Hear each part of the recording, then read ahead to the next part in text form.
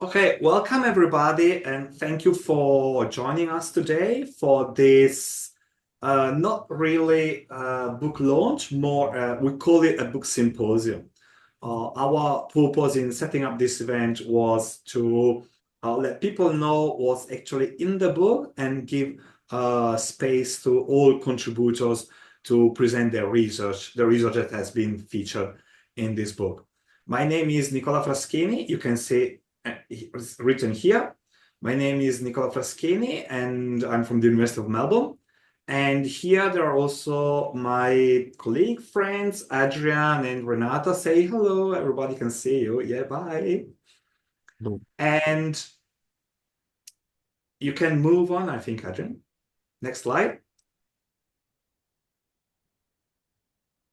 So before starting and give room to all contributors to present their research, we wanted to let you know why and when we start thinking about this book. Some of you are members, some of you know, some of you might not know that Renata, Professor Joseph Lobianco, and also Adrian, well before COVID, at the University of Melbourne, they started a Q research group, a sort of community of practice about Q methodology. And this research group we renamed it recently in Q Down Under, and we have a website. So if you search for qdownunder.org, you land on this group website. And we have regular meetings that Renata organizes, monthly meeting. They were bi-monthly meeting, I think they became monthly recently. And during one of these meetings, and what we talk about during this meetings, the research group, is what usually we try to help each other. We try to answer to each other doubts and questions about Q methodology. And as I said before, it functions as a community of practice. And during the meeting, it came to a point where Adrian and Renata had just published a review of Q methodology studies in education, and where we could feel that the number of Q methodology studies in applied linguistics, in research related to language and multilingualism in some sort, was growing. And so adding to that, my background as a Korean studies academic, I just went to the library, to a bookshop in South Korea, and I realized that there are still more books on Q methodology published in Korean than in English. And so we came up with this idea, why don't we make a book about Q methodology and language research before anybody else does it? And we thought that the time was mature enough. And what we wanted to do with this book is providing new position, show to people doing applied linguistic research, how they can use Q methodology to research those issues such as belief, language policy, or all the sort of issues in the psychology of language, or more broadly in language education. And as we wrote in the introduction, this book is not, I think that scholars will be able to use the chapters as sample, as guidelines for their own research, but we didn't want to show how to do Q methodology style of book, because that's already well done in other publication. We just wanted to show you, to the readers, how you can use, what Q methodologies can do for your research. And so that people can get inspiration, can be inspired by the contributions, and try to apply Q methodology to their own research. Then, yeah, as I said before, we thought it was time. No publication, not book length. Well, yes, there was one, Renata and Joe's book about Q methodology in language learners motivation, and that was the only book length volume using Q methodology in language policy and applied linguistics. And I think I'll close here and pass over to Adrian.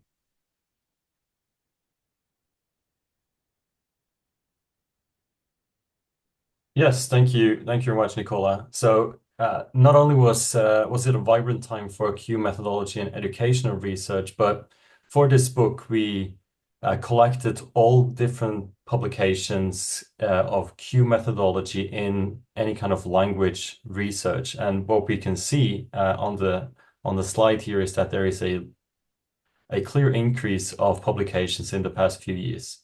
And we thought this is absolutely reason enough to go and have a look at a possible book project using Q methodology in language research. And we found Multilingual Matters and the series of Psychology of Language Learning and Teaching, which is very fitting with psychology being the home for Q for such a long time. And because some of you might not be extremely familiar with Q, we have a slide with the methodological process of Q. And Renata, would you like to guide us through that process from left to right here? Thanks, Adrian. When we started thinking about how we do Q, we decided that it was helpful to draw a visual representation of the process. So what we did, we identified the stages that researchers generally include in a traditional Q study. And under each stage, we listed the steps that are part of that stage and about which researchers need to make careful decisions. We started with what needs to be considered at the design and collection stages. We also thought about what the analysis and interpretation stages entail. And finally, we reflected on the last stage and the contribution, which is, we thought, an important step, the contribution that a Q study can make in terms of new hypotheses and applications to real life. And that has also come up in our chapters. We hope that, as the saying goes, a picture paints 1,000 words. Thanks.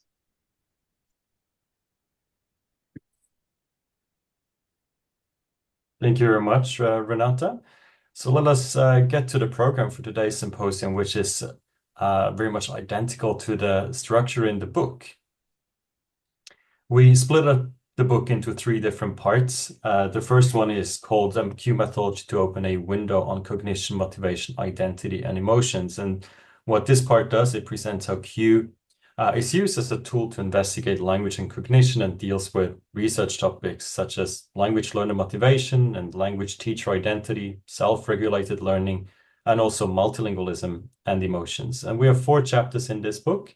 In this part one, Australia and Japan are represented in this part. I'll look forward to those 4 presentations. When we move on to part 2, we can see that part 2 is on expanding research on in-service and pre-service teacher beliefs. So we, in this part, try to illustrate some examples of Q methodology to broaden the understanding of language teacher and student teacher beliefs. In this part, we have a video presentation by Nicola Morea, and then a presentation from Switzerland, and 2 presentations from China. For part 3, we have 3 presentations from Thailand and from Korea and from Australia, and this part is on evaluating language education policies and programs. So this is another interesting aspect of Q methodology, which I'm happy to illustrate here with this part 3. And we will finish this symposium with some words by the reviewers. And we have Åsta Haukås from the University of Bergen in Norway present today. So she will give us her thoughts on the book. And we'll finish up by concluding. It's a 3-hour event. It's a long event, so we'll take some breaks in between. All the presentations are supposed to be around 7 to 8 minutes. And it would be nice if we have at least one question to the authors after each presentation. Before we go over to the next part, Multilingual Matters has offered a 40% discount until the 15th of September because of this book symposium. So with the codes you can see on the slide, you can buy the book on their homepage with a 40% discount. It's time for Joe.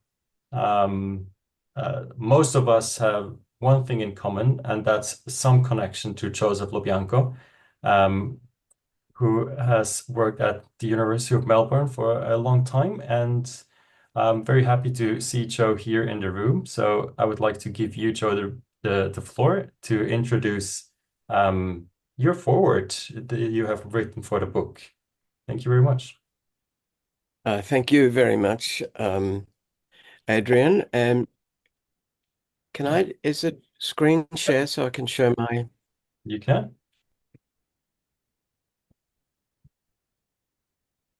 Oh, I don't want to take too much time doing this, so excuse me.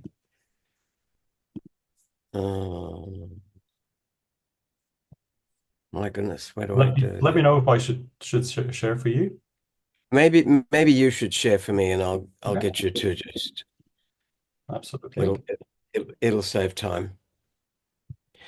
I've only got a brief... Thank you, yes.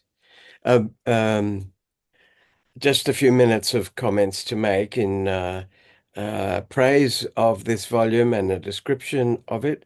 I agree with people who've said that it's an important advance. The first word, the verb, advancing, I think is very well fulfilled in the book. It's particularly wonderful to see it focused on language research because although this isn't the only area that I've been involved with the use of Q, it's the area that I think shows an enormous amount of potential into the future, as all the chapters show. So if you could please show the next slide, Adrian. Okay, so in my extended forward in the book, I basically talk about my own journey with it. I'm not going to repeat what's there because you can easily read it, but I will mention some of the key points because they do go to what I value most about Q methodology and why I've promoted it and supported students to use it and encouraged it in other places. And as you can see in the first sentence there, Nicola said we're not strictly launching the book, but I said the book that we're launching, I want to congratulate and express my gratitude to all the contributors and especially to Nicola, Adrian and Renata, and to say that I hope we don't talk of this as a book that fills the gap because that way of thinking I think is very minimalist. I think this book does a lot more than that. It bursts down a door that's been closed for too long, for years. People I've encouraged to use it have wanted a volume like this. It's not been available to them. So in that sense, it fills a gap, but it does much more because it lays out pathways for people to follow. I think the exemplary way that all the chapters describe their work will encourage many people to explore their own paths. So I think it will branch out in a rhizomic form as if you look at the history of the development of Q, that's been the way things have happened in the past. People become enthusiastic about it, explore its potential, and expand it beyond what was originally conceived. Now, as many of you know, my original encounter with Q was through political philosophy. And political philosophy actually has a similarity with teaching and learning and languages, in the sense that it has multiple angles of interpretation involved. Anyone who knows language education and its current state realizes that we are facing a time of great diversification of angles and concepts. Old ideas are being radically undone. New directions in translanguaging and decolonizing and lots of other aspects of broader social remits and then pedagogical and methodological ones are all coming to the fore at the same time. So in an environment like that, where there's multiple choice, multiple possibilities, and therefore contest, Q is perfect, because if you consider the alternatives that are available to Q, either quantitative studies, which give you scope and statistical reliability, they lose nuance, they lose depth. You have to sacrifice something for the range that you choose, or you do small-scale ethnographies or small-scale qualitative work, and then you lose the rigor that Q brings in through its statistical approach. So what Q offers is this perfect combination, statistically presented qualitative data or qualitatively presented statistical data, whichever way you want to understand it. It's illuminating of complex problems. So, and this is, I think, underscored by the fact that political philosophers increasingly are starting to understand this. And political philosophy is all about the subjective disposition of individuals in situations where they must make choices. And John Dryzek, the person who influenced me most on this, about the issue of struggling to shift the entire discipline and practice of this political decision making away from extreme rationalism towards consensus and deliberation. And he found Q of direct use. And of course, that then takes it directly into language policy. And as I've argued already, also into language education. So the book sections, as we're going to hear later, do these three macro things. Opening windows. What does that mean? It means that you basically have a different perspective. A window opens into a different direction, presumably not all windows are in the same place. So one will open the front, the back, the side. In other words, perspective making. And this is something that Q does uniquely well. Expanding research, specifically focused on here are pre and in-service teacher beliefs. And these are very persuasively done in the chapters in the book, but I think actually we can expand even this multiple times with the massive infusion of AI and other machine learning processes into language education in general, sometimes in a very bad way, sometimes in a helpful way. This is rich terrain for more Q research. And then evaluative work, which is different from the exploratory, illuminating focus of the opening windows and expanding research. Evaluating takes you to the judgmental dimension. And here we look at the effectiveness of language education policies, the effectiveness of programs, people's views about them, etc. Next slide, please, Adrian. Okay, this is not something I need to say much about. This was the book that originally encouraged me to be interested in it. And when I re-looked at this the other day, there's actually only one small section about Q in it. So I've sold it heavily on the basis of its focus on Q, but it was enough to win me over to it. So next slide, please. I just want to mention that I think it's actually 35 years I've been associated with Q now. I just want to mention some of the focuses. During the 1990s, as I said, it was on the question of decision making in democratic states. And, you know, of course, language policy is part of this, language policy in Australia, but I think in nearly every country is quite a contested area. We're about to, in Australia, go through one of our regular debate periods about what languages we teach, where we teach them, how many we teach, all of that stuff. So there's a lot of rich territory for Q, but also questions of cultural diversity, social cohesion, language policy, multilingualism, the value of these to different sections of the community. Then, as you see in the third paragraph there, my own research was on using Q in the United States on the conflict around the official status of English in a country which, of course, is English dominant. So why do you want to bring in a law that makes English official in a situation where more than 90% of people use it? Well, obviously, when you have a scenario like that, you can see instantly that it lends itself beautifully to Q, because there are perspectives and positions and differences of opinion surrounding why it's worthwhile or bad to do this. And that's what attracted me to do it and why I did it in the mid 1990s. Then, and you can read this in my foreword, I used it in much more unconventional ways in dialogues in peace building, where I found Q, but not Q as a research study, but Q as an experiment in conflict mitigation, helping people to map their arguments and clarify their positions. And this is something that I need to write more about and think more about. But in all of those cases, and there were probably 15 in which I used them over a period of 8 years, in situ, on the run, uh, um, Q sorting, it was incredibly powerful in getting people to think more carefully about what they were arguing. So I think there's a great expansion for Q there. And I can imagine in classrooms where you're doing intercultural education, the teachers would be able to use simplified forms of Q using some of what I experimented with here to do quite helpful exercises in getting students to think about their own attitudes, to think about their responses to problems, etc.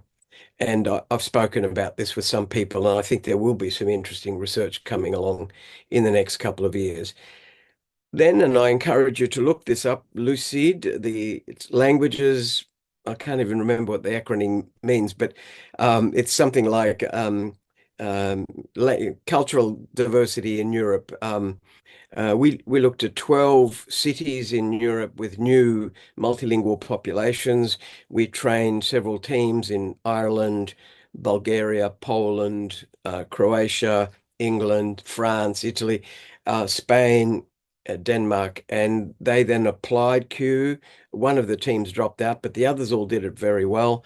And they were able to show how young people's responses, both natives to the new arrivals and new arrivals to the natives, the construction of the other. And Q was fantastically useful. And all of the teams grasped the subtleties of Q very quickly and used it well. The Polish team in particular were exemplary. I'm actually going to Poland in a couple of weeks and meeting some of the people who use this, and they're still using Q on the basis of what we started there. So it's very exciting to see that it's got such traction.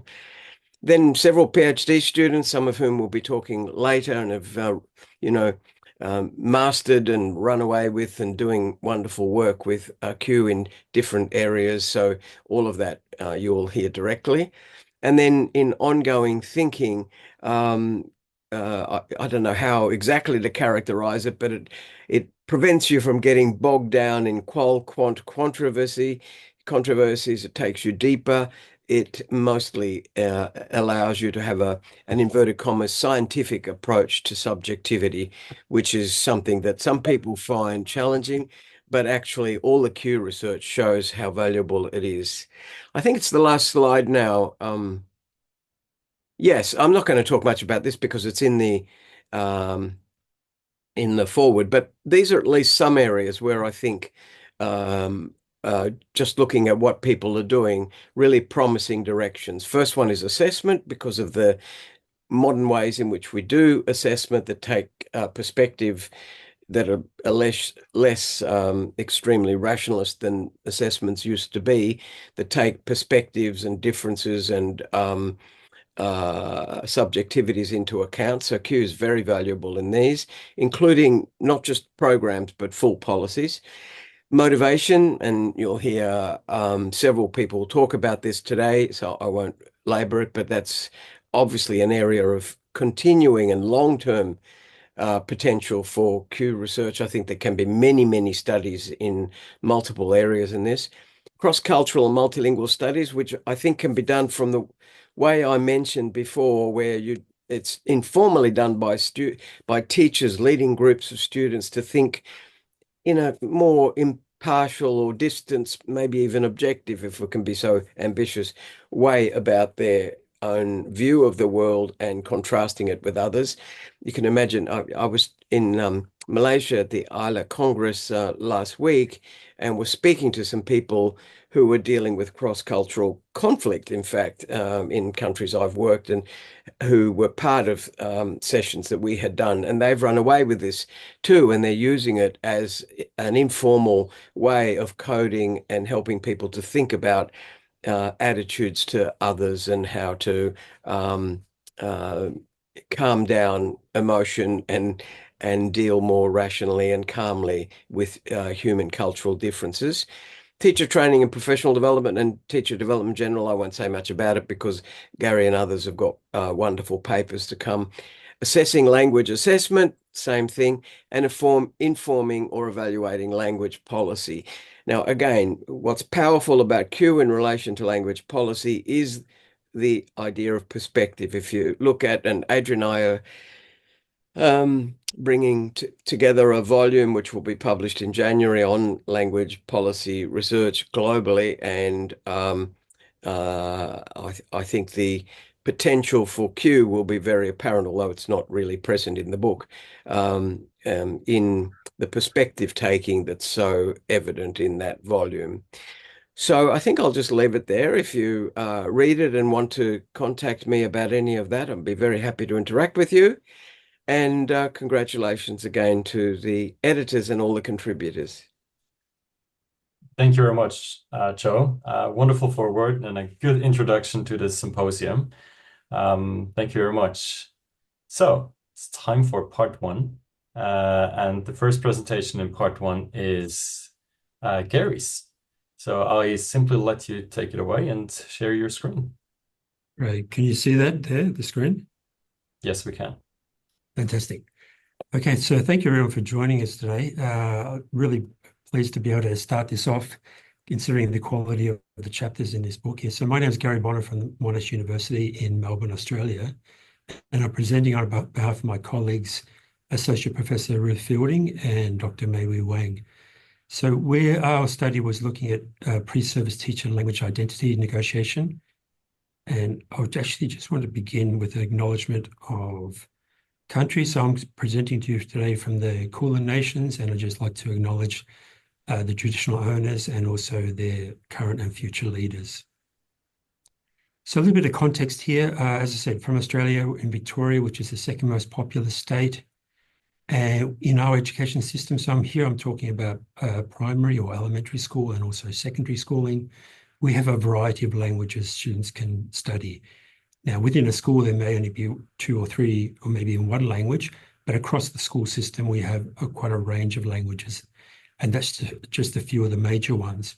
So this presents obviously lots of great opportunities, but also some challenges in terms of how schools think about which language they'll offer, the transition from primary to secondary, but also in terms of teacher preparation and support. So I work in the Faculty of Education, and one of my roles is to prepare future language teachers. I was a former language teacher myself, teacher of Italian and Japanese. So I've come into higher education with this sort of background there, and also an understanding some of the challenges that we have.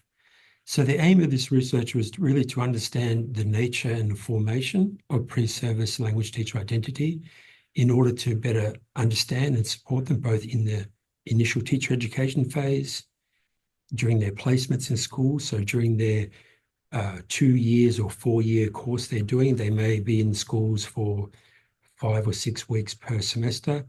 And so we call that the placement time. And then as they graduate, so they go into schools the first few years, we know that we have many people who find those years very difficult, and many of them actually decide to change careers.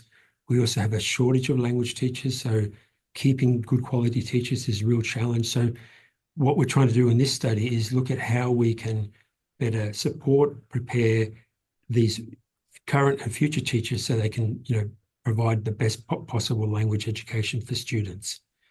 So in terms of theoretical framework, I won't go through this in detail here, but basically we had these 5 kind of big concepts that we were looking at. One was language teaching beliefs. So that was your own experience as a language learner in school, how that sort of shaped how you think about language learning.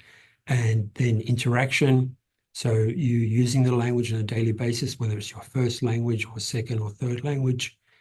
Investment. So if it was a language you learned at school, are you still actively engaged in improving your proficiency? What opportunities do you have to do that? L1, LX user, that's the terminology we prefer to use rather than native, non-native, because we find that a little bit problematic.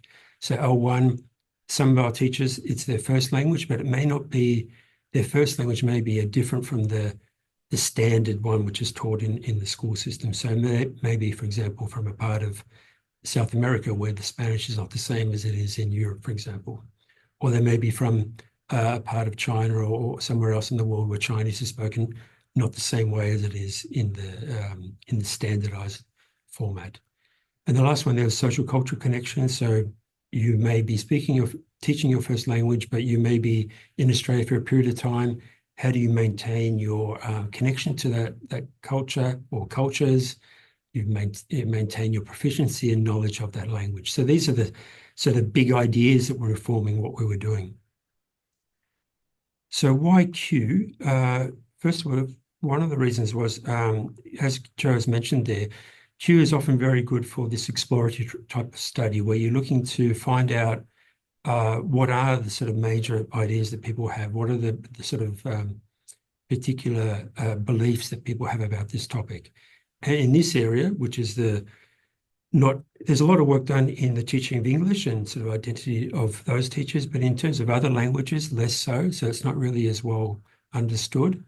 So we were looking for a way that we could explore this sort of complex, multifaceted view of identity without presupposing typologies. We were sort of trying to find out, well, what is actually out there among this cohort.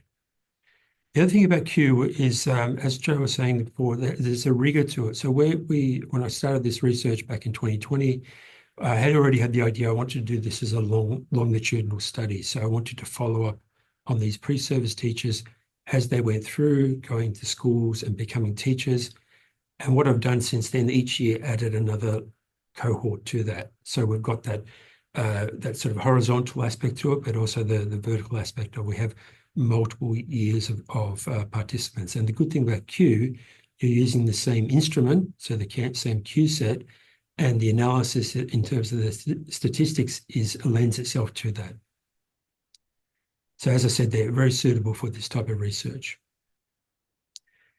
Just very briefly, I mentioned before those sort of 5 big areas, and when we did the initial Q set that we developed, we actually came from interviews I did with the participants at the very beginning, because there was some literature on this, but probably I felt there was not enough. So I wanted to start from what they thought about these sort of ideas.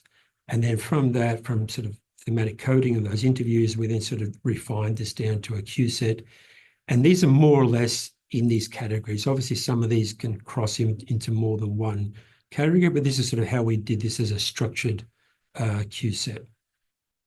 So we had 38 statements there.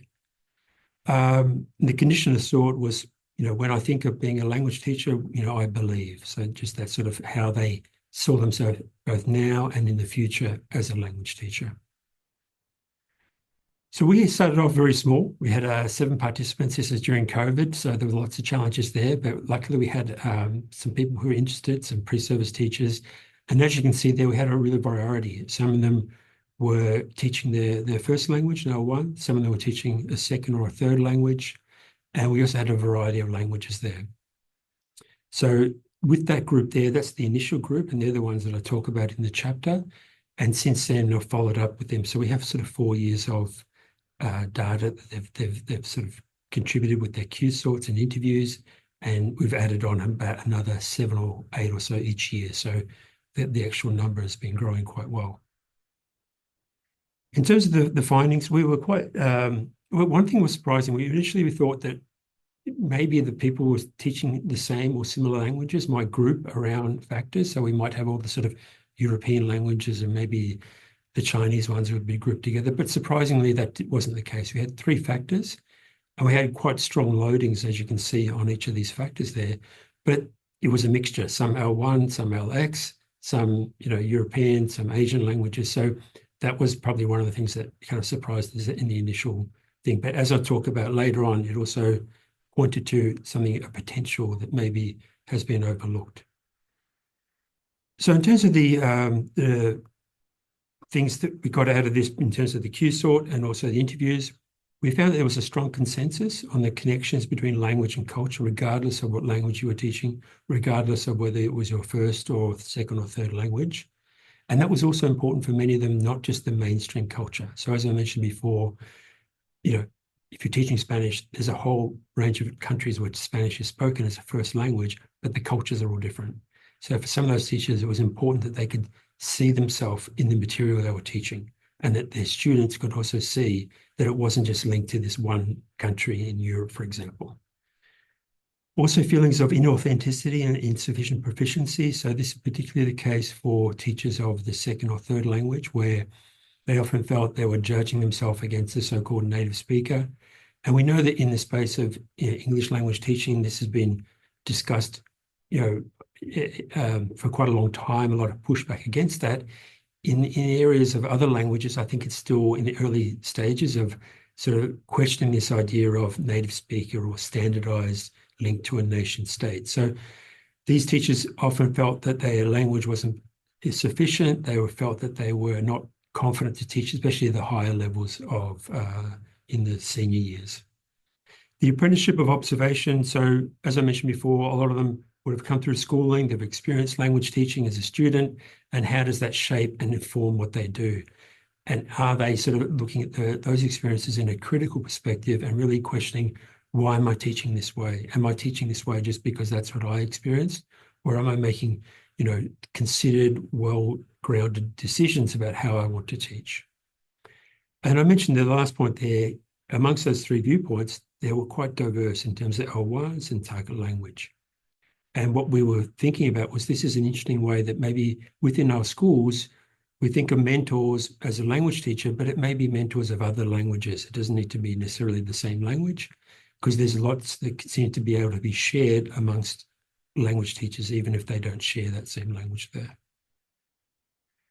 So implications, as I said before, moving beyond that sort of native, non-native speaker dichotomy in language teacher education, incorporating identity reflection in what we do as teachers of language teachers in our pre-service language teacher education, providing opportunities for these pre-service language teachers to engage. And we're fortunate that when we teach them, they're actually all together in the unit, so they get to sort of talk to teachers of other languages, learn about their experiences and also different ways to teach.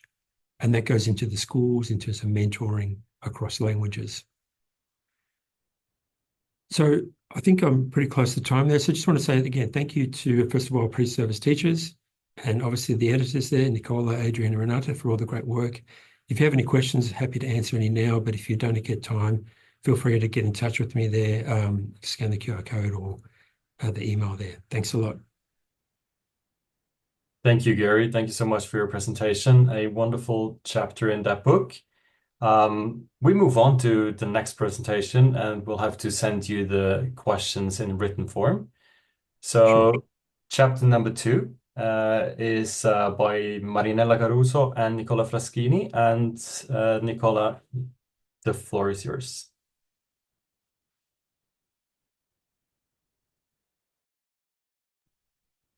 Right, I was saying I was mute, sorry. Thank you, here I am again, and I'm presenting on behalf of Marinella, who has teaching commitments and unfortunately cannot be here today. So this chapter is about motivation, and Q methodology has been used, and I and Marinella ourselves, we have been using motivation to investigate, Q methodology to investigate learners' motivation in Australia already. But we did that previously with adult university learners. And in this case, we moved on to investigate vision motivation in adolescent language learners. The reason we did that, for those of you based in Australia, you already know this. For those of you who are not used to the Australian educational context, Australian are not very good at studying languages, unfortunately, or are not keen on studying languages. And the statistics has been below 10% of year 11 to students studying any additional language. They've been below 10% for many years, and since a few years ago, they have dropped even lower. And we wanted to contribute to tackle this issue, which is a very big issue. And I think Joe has been fighting with this for ages. We wanted to tackle this issue with Q methodology and move away from traditional surveys to learn, to try to measure learners' motivation and we wanted to try to understand what actually motivates students who keep studying the language. And we wanted also to use Q methodology and adopt a student-centered bottom-up approach, which means let's understand the issue of learning an additional language in young learners from the perspective of the learners themselves. And that's the reason why you use Q methodology. We wanted to understand learners' motivation and vision in relation to the language that we're studying. And for this research, we recruited participants across 3 different high schools in the Perth area in Western Australia. And we recruit participants who were either studying Italian, Chinese, or Korean. In some schools, they were studying Italian and Chinese, in some other school, Chinese and Korean. And so our research question were first, how do high school learners of additional language see themselves in the future, so on the long run, as speakers of the language they're studying? Also, is there any difference in vision and motivation between learners who are studying the language as a compulsory subject in year 7 and 8? In Western Australia, languages are compulsory when you get to year 7 and 8. And between students learning the languages in year 11 and 12, where they are not compulsory anymore. And also, which kind of hypothesis can we generate to inform educational decision? So Q methodology in this case, not just add to methodological diversity, but if you have ever used Q methodology, you can see that by using Q methodology, you can highlight very nuances. In this case, in motivations, in other cases, anyway, in the topic you are studying. What's different between more traditional or more common uses of Q methodology is that in this particular paper, we adopted a second-order factor analysis, which means that we factor analyze separately the lower year students and then the upper year students.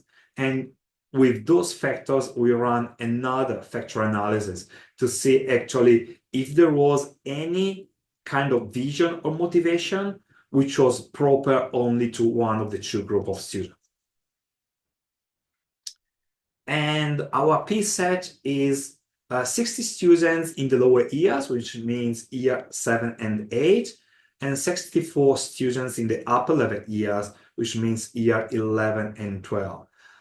You can see that learners of Chinese and Italian are more than the learners of Korean. You can also see that in the upper year level, there are more students of Italian than the other languages. This is because of the school where we were able to collect the source, but it was also because Italian is very well taught and diffused in Western Australia. And you can also see, if you move down reading the table, that in the lower years group, 13 students were already speakers of an additional language. So they had already a language as their background, and 23 in the upper school. You can also note that a P set of 60 students and 64 is on the high end of Q methodology studies. The reason is that when we got approval to run this into the class and we got to students to do this, we couldn't exclude some students in the class, like tell some students in the same cohort, you do this, you don't do that. And so we collected all the data for all the classes. We were able to, we got approval to collect the data. And this is a sample of the statements. All the statements, we made the statements start with, I can see myself, working in. And when you can see language on country, we made a different wording depending on the language they were studying. So I can see myself working in Italy, in China, in Korean. So students learning that language, they had the statements modified in relation to that language or that country. And here are the findings. So as I said before, we first analyzed them separately. And for the lower years, there were students studying the language because they're proud of studying and highly valued intercultural understanding. Other students welcoming the challenge because studying a language is challenging. And so they were happy to take up the challenge. Some others are studying a language for everyday life, and other because they're good at language and were studying to getting good marks, so for academic success. And a last group in the lower years for tourists. They just want to go and visit China, Korea, or Italy. And we extracted 3 factors for the upper years. For students in the upper years, for some of them, language was just another subject, like math, like English, like science. So they didn't see additional value like cultural, intercultural understanding or lifelong learning behind the language. Some of them, again, about traveling and for future career, and some of them to become a successful, because they wanted on the long run to become a successful and confident speaker. Now, what we could do at this point with Q methodology is to compare the narrative and see where the overlappings between lower year and upper year are. But what we did instead is that we ran the second order factor analysis to have a more precise and detailed view of the overlappings. And this is what we want. So you can see that for the lower years, factor 2, it was a bipolar factor, so we split it. And of course, in a second order factor analysis, they become grouped together. So that doesn't surprise. But we could see that pride and intercultural understanding was very near to just another subject. So there are some statements placed near in the same fashion, and also lower years factor 4 or can group together with upper year factor 3. So there are elements, a lot of elements overlapping between these factors. And what was interesting is that an expert, a vision accepting a future career was proper of students of a group of students in the upper year. The discussion, what we could discuss is that in the lower years, there is a strong ode to self and of the importance of the figure of the teacher in motivating students that emerge in many factors. And also the students did understand the importance of making connection with local communities, which is a good thing. However, we also regret to see that in most students, so overall, there was a lack of a long-term vision, seeing themselves as multilingual speakers on their own land after high school, after university. So there was a bit of this lack of vision. And although students, mostly in the upper year, they could see themselves doing overseas experiences in the future. Some implication is that we also notice as decrease of external pressure, like peer, parents, and teachers, the more the year advanced, and the need to capitalize on recognizing the value of language for cultural openness and trying to create and introduce activities that let the students understand the value of language learning, and also that they need to promote a shift from just attainment from the mark to real life implications. And I conclude this at this point. Thank you very much, Nicola. Another good chapter. Interesting to see your results. No time for questions this time, so I'll send all the questions in written form to Nicola or Marinella, of course. We move on to the next presentation and therefore move from Australia to Japan. So Akiko, it's your turn. Yes, thank you very much. I'm going to share my slides. Oh, can you hear me? Yes, please. Yeah.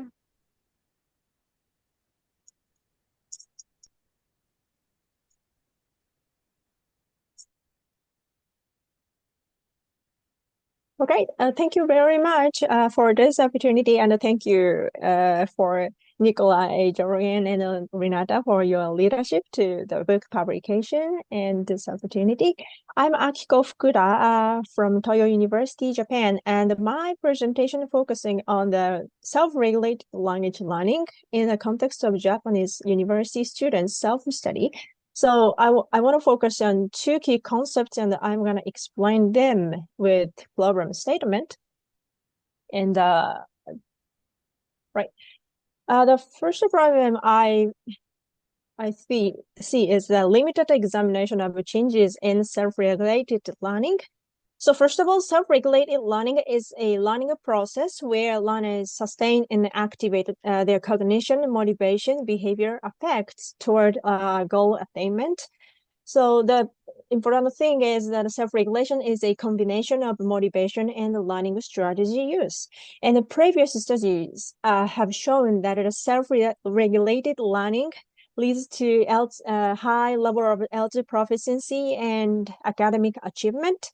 And also, self-regulated learning is known as a contextual, complex, and dynamic process, which can be changeable over time, but it's still underexplored. So I want to focus on that first. And also, I want to focus on the L2 self-study context. Self-study in my research is defined as individual language learning independent of classroom-related compulsions such as homework, assignment, and grades, credits, and the teachers. So, which means students choose and control what they learn spontaneously and independently according to their objectives rather than assignments in the class. And why I wanted to focus on this context is because in EFL context, especially for like Japan, it's said that a time dedicated to English use within a classroom is insufficient to improve L2 proficiency. So self-study is needed for the learners to become proficient in L2 learning. So I formulated 3 research questions to focus on the changes of SRL, self-regulated learning. The first question is focusing on the characteristics, commonalities, and the differences in self-regulated learning at the beginning of their self-study, before starting the self-study. And the second research question is focusing on the end of the self-study. And the research question 3 is focusing on the changes in self-regulated learning, comparing before and after the self-study period. And why do I use Q methodology? Because it enables us to understand the learner's salient and concrete patterns by investigating their common behaviors and perspectives. And it congruent with my research approach because I want to focus on self-regulated learning, and which is a subjective and intentional learning behavior. Like for example, what makes students motivated, what makes students anxious, that's a totally different students by student. And also when students conducting on self-study, what kind of strategies are used, that's a totally different between contexts and the students. So this is very subjective and intentional.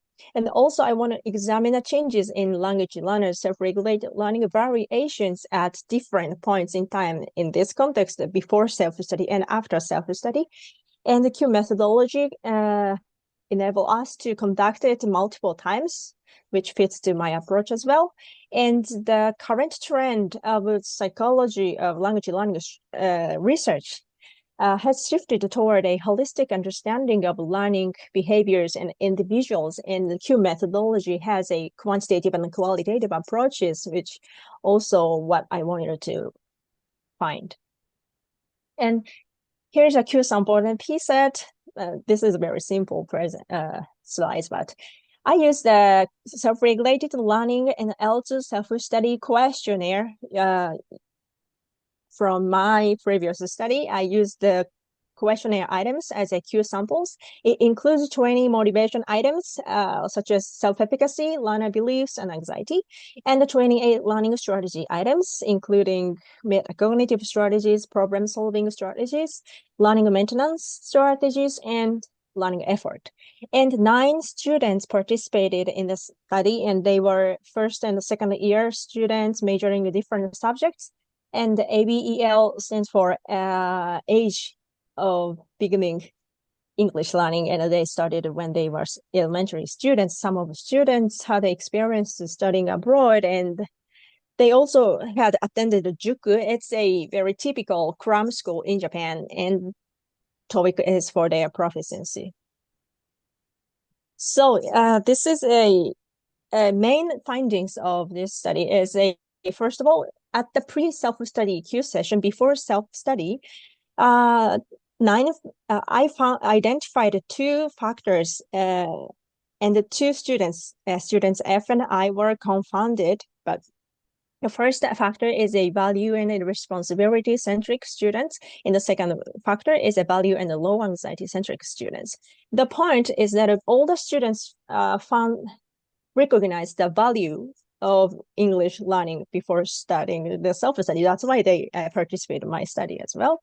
And after the self-study session, they fell into 4 different factors. I named them as mastery-oriented, stress-affected, cost-driven, and exam-oriented learners. And from the results, we can see that students recognize the value and the significance of English learning before the self-study session, and which may have been shaped by Juku experience and university entrance examination. Yeah, because most learners were first-year students and who had studied hard at the Juku to prepare for their university entrance examination, and they considered English to be one of the most crucial subjects for their future success. So they valued learning English. And after the self-study session, the core motivational beliefs became apparent, and which influenced self-regulated learning strategy use, and especially mastery experience raises their self-efficacy, and which leads to self-regulated learning strategy use. So which means mastery-oriented learners proceed their self-study the most. So in conclusion, self-regulated learning changed, but the learners unlikely acquire new self-regulated learning abilities or attitudes.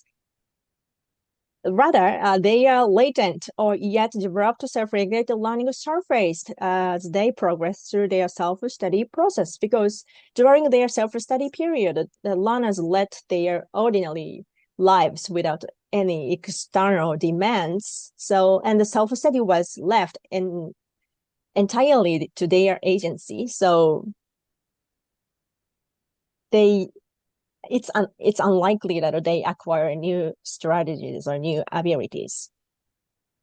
So here's an implication. So mastery-oriented learners, which means self-regulated learners, may not need teacher support, but some students struggle with self-study due to waning interest, insufficient strategy use, and singular focus on exams. So teacher can scaffold their self-study.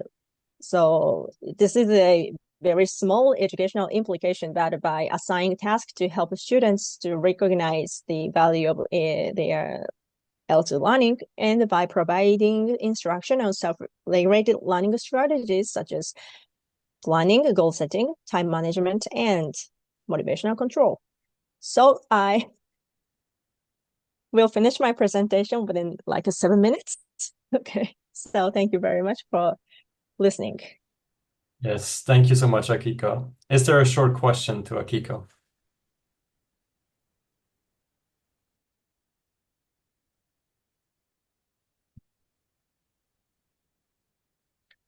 does not seem to be the case, but of course you can always send her questions via email or also post them in the chat. Well, then let's finish part one with another presentation and another chapter from the Australian context. And this time it's the one by Nicola and myself. And we investigated Australian Korean multicultural family members' emotions about their family language policy. And if we have a look at the problem statements, we can read that the family is the critical domain in which to investigate ideologies, management, and practices concerning languages. And in the volume that Joe mentioned in the beginning, Joe and I, we also write about how the family is used as a domain to investigate family language policies very often.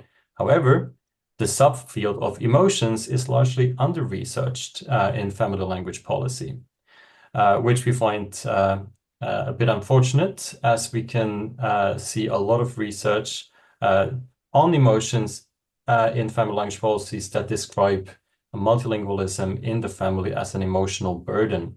So some of the family members might not feel too well about the languages spoken at home. Not surprisingly then, the existing research is focusing on negative emotions. We wanted to change that with this chapter and focus on a wide range of emotions instead of the negative ones. So we wanted to use a systematic focus and investigate any kind of emotional response of members of 2 generations of the same family concerning their family language policy. We had access to Australian Korean families in Western Australia through Nicola's previous work at the university in Western Australia. And we have formulated 2 research questions. The first one, what emotions do family members feel regarding their language use within the family environment? And number 2, why do different emotional reactions exist, both within a family and across families? So 2 different parts in that second question, the within and the across family aspect. It's this chapter is part of the book on Q methodology. So why did we use Q? Well, it's all about methodological diversity. So we wanted to use a different approach to the surveys and memoirs and interviews that are generally used regarding studies on emotions in family language policy. And we also saw the opportunity to use a visual Q sample. And a visual Q sample allows participants to convey their opinion and viewpoints in a non-verbal way. This also allows us to include young participants that are maybe not able to read yet. And they also, as you might know, in Q methodology, don't necessarily have to write anything. And in this case here also do not have to say anything. So this is what the Q sample in our study looked like. We used emojis. So it's a completely visual Q sample. We started with a database of 751 different emojis, and we managed to break it down to only a couple, a bunch of emojis here you can see.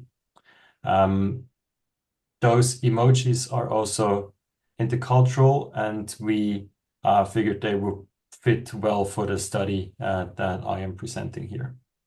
In terms of the p-set, we managed to have 6 families participating, and in most cases, all the family members in those families agreed to participate. In total, we had 9 adults and 6 children that participated. Let's move on to the findings. So we did the Q analysis by putting all those different Q sorts into one pot and did factor analysis to investigate the emotional reactions across the families. And we did find 3 different factors. In the first one, we saw a lot of love and strong happiness in the Q sort ranking highest. So family members across the board felt a lot of positive emotions. Some serenity and negative emotions ended up in the lower at the lower end of the continuum. Even factor B had a lot of positive emotions. Here was more about happiness instead of strong happiness, but also positive surprise. So some of the family members felt quite surprised by the use of languages at home. Some of them were confused, so the emoji illustrating confusion was ranked relatively high, and also negative surprise and boredom was ranked a bit higher in factor B than in the other two factors. So you can see it's a bit less enthusiastic about language policies or the languages spoken at home, but still quite positive. And factor C, again, love and strong happiness, but also strong anger was ranked high by factor C participants. So this factor clearly illustrated a mixed feeling result when they were asked to think about the languages spoken at home. With regard to the demographics of the people ranking on those factors, on factor A, there were 4 mothers and 2 fathers and 3 children. So most of the participants actually were on factor A. In factor B, we had 2 adults and 1 daughter. And in factor C, interestingly enough, it was 2 children. So this is a children-only factor. And we thought this is an interesting result that we can see what only children feel about language policies at home. As I illustrated before with the second research question, we did not only have emotional reactions across families investigated, but also within the families. So what we did, we had a look at the cue sorts from the same family, and we could see that they often had similar emotions when all of the members of the family understood both English and Korean, and also if Korean was spoken frequently at home. There were, however, different emotions within the family when there was a clear English dominant language policy, and when some of the family members, especially the fathers, often coming from Australia, did not speak Korean. If I move on to the discussion, Nicole and I, we felt like this study was able to allow us to go beyond the use of languages in multilingual homes, but actually look at the emotions triggered by that language use. So it helped us have a look at the complexity of family language policies. Even if we didn't mention what's your family language policies by simply asking, how do you use your languages at home? We could see the emotional responses to it and how complex all of this is.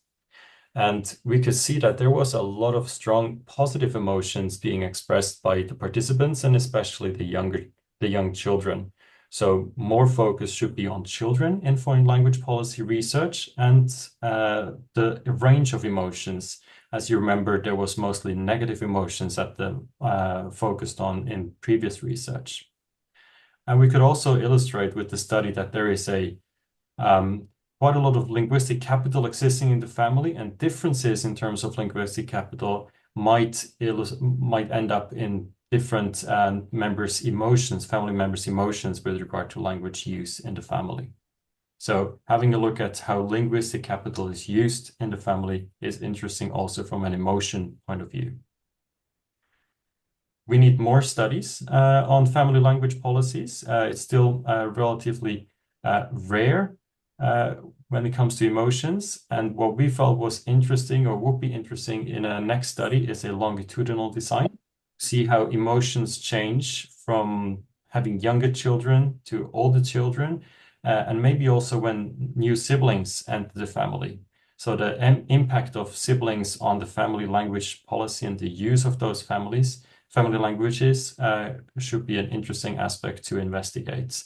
And of course adds to the complexity of the issue.